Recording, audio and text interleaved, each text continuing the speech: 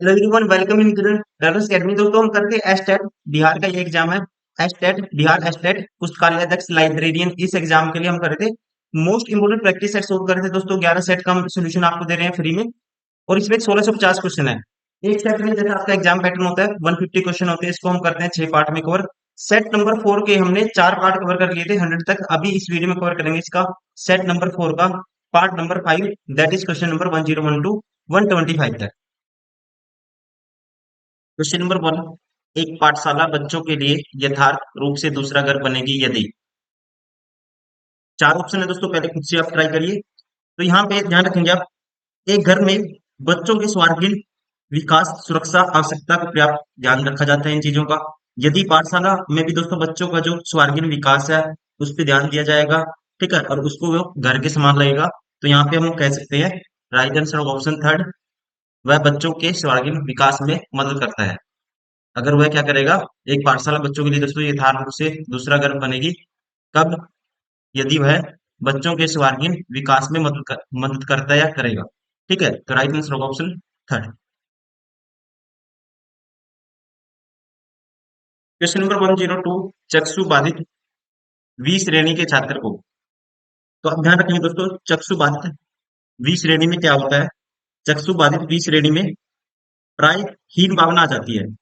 ऐसे बच्चों को इस प्रकार के वातावरण में रखा जाना चाहिए जिसके कारण उनके अहम का विकास होता रहे, और वो कह सकते हैं वह उनमें हीन भाव की वृद्धि न हो। तो यहाँ पे हम कह सकते हैं, यहाँ पे राइट आंसर होगा अकॉर्डिंग टू, कक्षा में सामान्य व्यवहार किया जाना चाहिए तथा ऑडियो सीडी के माध्यम से सहायता दी जानी चाहिए। तो यहाँ पे जो राइट आंसर होगा ये होगा ऑप्शन थर्ड। क्वेश्चन नंबर 103, प्राथमिक सत्र पर निम्नलिखित में से किसे एक शिक्षक का सर्वाधिक महत्वपूर्ण गुण माना जाता है। दोस्तों ध्यान रखेंगे, प्राथमिक सत्र पर माना जाता है धैर्य, धैर्य एवं सही सुनता। राइट आंसर होगा इसका ऑप्शन सेकंड। क्वेश्चन नंबर 104, वह स्थिति जिनमें एक बच्चा पदार्थ तथा घटना के बारे में तार्किक सोचना शुरू करता है वह जाना जाता है। ठीक है, तो उसे कहते हैं, ध्यान रखना आपको, दृढ़ क्रियात्मक स्थिति। क्वेश्चन नंबर 105, एक शिक्षक अपने लोकतांत्रिक स्वभाव के कारण छात्रों को कक्षा में कहीं भी बैठने देता है। कुछ एक साथ बैठकर सामूहिक पठन करते हैं, कुछ शांति में बैठकर स्वयं पठन करते हैं या करता है। अभिभावक इसे पसंद नहीं करते हैं। इस परिस्थिति से निपटने का निम्नलिखित में सर्वश्रेष्ठ उपाय हो सकता है। तो लॉजिकली हम कह सकते हैं दोस्तों, इसमें जो विशेष, जो सर्वश्रेष्ठ जो उपाय हो सकता है, ये हो सकता है कि अभिभावक शिक्षक के प्रति विश्वास रखें और शिक्षक से समस्या के बारे में चर्चा करें। यहाँ पे राइट आंसर होगा ऑप्शन थर्ड। क्वेश्चन नंबर 106, अधिगम का अंतर्दृष्टि सिद्धांत प्रतिपादित किया गया। ये प्रतिपादित किया गया था, यहाँ पे राइट आंसर होगा इसका ऑप्शन फर्स्ट, गेस्टाल्ट सिद्धांतवादियों के द्वारा। क्वेश्चन नंबर 107, बच्चों के बौद्धिक विकास के 4 विशिष्ट चरणों को प्रतिपादित किया गया है। ठीक है, तो दोस्तों ध्यान रखेंगे, अकॉर्डिंग टू पियाजे, पियाजे के बौद्धिक विकास की अवधारणा की 4 अवस्थाएं हैं। नंबर 1, ज्ञानेन्द्रियागत, ज्ञानेन्द्रिय गामक अवस्था। 2, पूर्व क्रियात्मक अवस्था। 3, मूर्त क्रियात्मक अवस्था। और 4, औपचारिक क्रियात्मक अवस्था। तो यहाँ पे राइट आंसर होगा इसका ऑप्शन 4, इसके द्वारा, पियाजे के द्वारा। क्वेश्चन नंबर 108, निम्नलिखित में से किस चरण में बच्चे अपने समवयस्क समूह के सक्रिय सदस्य बन जाते हैं। तो दोस्तों ध्यान रखेंगे, किशोर व्यक्ति, जो किशोर व्यक्ति होता है वो अपने मित्रों व साथियों के साथ रहना अधिक पसंद करता है। किशोर जिस समूह का सदस्य होता है दोस्तों उसके प्रति वह बहुत वफादारी प्रदर्शित करता है। ठीक है, तो यहाँ पे जो राइट आंसर होगा ये होगा किशोर अवस्था। क्वेश्चन नंबर 109, राष्ट्रीय पाठ्य चर्चा रूपरेखा 2005 में निम्नलिखित में से किस विषय को अधिगम व सीखने की प्रक्रिया का मूलधार माना गया है। ठीक है, तो यहाँ पे माना गया था, राइट आंसर होगा इसका राष्ट्रीय पाठ्य चर्चा रूपरेखा 2005 में ऑप्शन 4, गणित को।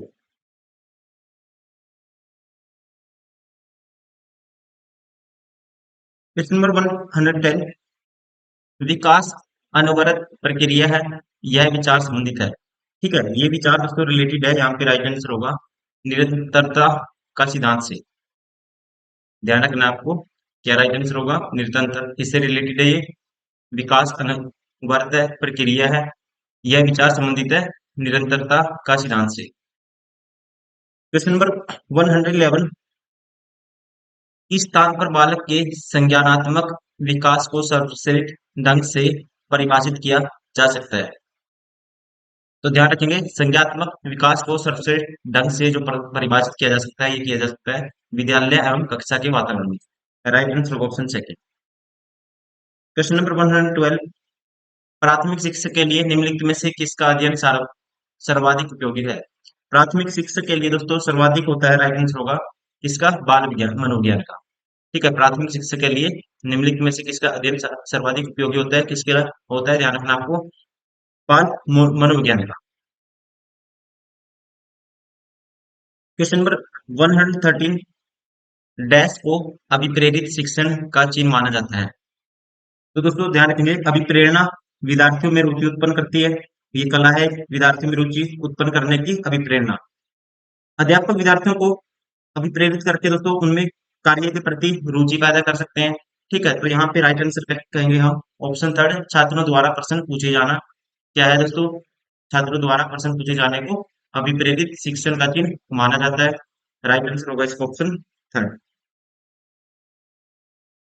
क्वेश्चन नंबर 114, राष्ट्रीय पाठ्यचर्या रूपरेखा 2005 में प्रारंभिक शिक्षा के लिए स्कूली गृह कार्य हेतु आवंटित समय निम्नलिखित में से क्या है। ठीक है, निम्नलिखित में से क्या है दोस्तों, तो ये होता है, ध्यान रखना आपको, राइट आंसर होगा इसका ऑप्शन, सभी आएंगे इसमें। कक्षा 2 कोई गृह कार्य नहीं, कक्षा 3 से 8 प्रति सप्ताह 2 घंटा गृह कार्य, याद रखना आपको। ठीक है, 3 से 8 प्रति घंटा, सब प्रति सप्ताह 2 घंटा गृह कार्य है। और कक्षा 10 तक प्रति सप्ताह 5 से 6 घंटे गृह कार्य है। राइट आंसर होगा ऑप्शन 4। क्वेश्चन नंबर 115, नई शिक्षा नीति 2020 के अंतर्गत निम्नलिखित में से किस कक्षा को आधार बनाकर वर्ष 2025 तक बुनियादी साक्षरता और संख्या ज्ञान सुनिश्चित करने पर बल दिया गया है। ठीक है, किस कक्षा को आधार बनाकर, तो यहाँ पे राइट आंसर होगा दोस्तों, इसका ध्यान रखना है, आपको याद करना है, कक्षा 1 से 5 को आधार बना। क्वेश्चन नंबर 116, नई शिक्षा नीति 2020 में किन कक्षा व ग्रेड से इंटर्नशिप के साथ व्यावसायिक शिक्षा शुरू करने की बात की गई है। तो दोस्तों ध्यान रखेंगे, according to new education policy, school में छठी ग्रेड से स्कूल में छठी ग्रेड से ही व्यावसायिक शिक्षा शुरू हो जाएगी और इसमें इंटर्नशिप शामिल होगी, ये बात कही गई है। ठीक है, तो यहाँ पे राइट आंसर होगा option first, 6th grade. Question number 117, पियाजे के अनुसार बालक निम्नलिखित में से किस अवस्था में अमूर्त विवरणों के बारे में तार्किक ढंग से विचार करना शुरू कर देता है। तो यहाँ पे जो अवस्था होती है दोस्तों, राइट आंसर होगा इसका ऑप्शन सेकंड, औपचारिक प्रचालनात्मक अवस्था 11 वर्ष और इससे अधिक। क्वेश्चन नंबर 118, पढ़ने की असमर्थता, डायलैक्सिया बोलते हैं इसको इंग्लिश में, है एक।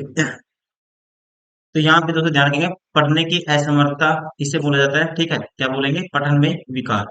राइट आंसर होगा ऑप्शन थर्ड। ठीक है ना। क्वेश्चन नंबर 119, विशेष आवश्यकता वाले बच्चों को शिक्षा प्रदान की जानी चाहिए। विशेष आवश्यकता वाले बच्चों को दोस्तों, ठीक है, यहाँ पे राइट आंसर होगा, ध्यान रखेंगे, ऑप्शन थर्ड, अन्य सामान्य बच्चों के साथ। ठीक है ना, विशेष आवश्यकता वाले बच्चों की जो शिक्षा है दोस्तों, एक्ट 2004 सेक्शन 2 के अनुसार विशेष आवश्यकता वाले बच्चों की शिक्षा अन्य सामान्य बच्चों के साथ समावेशी वातावरण में होनी चाहिए, ये कहा गया था। ठीक है, तो राइट आंसर होगा, ध्यान रखना आपको, ऑप्शन थर्ड, किनके साथ, अन्य सामान्य बच्चों के साथ। क्वेश्चन नंबर 120, शिक्षा पर किस राष्ट्रीय नीति की मंशा 21वीं सदी के लिए बात को तैयार करने की है। 21वीं सदी के लिए, तो यहाँ पे राइट आंसर होगा दोस्तों, ये है एनपीई 1986। 1986 में दोस्तों राजीव गांधी ने एक नई शिक्षा नीति, शिक्षा पर राष्ट्रीय नीति, जिसे बोलते हैं एनपीई, इसकी घोषणा की थी, जिसका उद्देश्य 21वीं शताब्दी के लिए भारत को तैयार करना था। क्वेश्चन नंबर 121, आकलन को उपयोगी और रुचिकर प्रक्रिया बनाने के लिए निम्नलिखित सावधानी बरतनी चाहिए। तो ध्यान रखेंगे इस कंडीशन में, आकलन में कार्य के उद्देश्यों की प्राप्ति के लिए सभी क्रियाओं का आकलन समग्रता से करना चाहिए। ठीक है, राइट आंसर होगा दोस्तों यहाँ पे, कह सकते हैं विद्यार्थी तथा सह सीमाओं में छात्र के अधिगम के बारे में सूचना एकत्रित करने के लिए विविध तरीकों का उपयोग करने में। राइट आंसर होगा option first. Question number 122, RTI अधिनियम के अनुसार एक शिक्षक एक सप्ताह में तैयारी के घंटे सहित शिक्षण में न्यूनतम डैश खर्च करेगा। तो यहाँ पे दोस्तों समय अवधि है 45 घंटे। राइट आंसर होगा ऑप्शन फर्स्ट। ठीक है, आरटीआई अधिनियम के अनुसार एक शिक्षक एक सप्ताह में तैयारी के घंटे सहित शिक्षण में न्यूनतम कितना खर्च करेगा? 45 घंटे।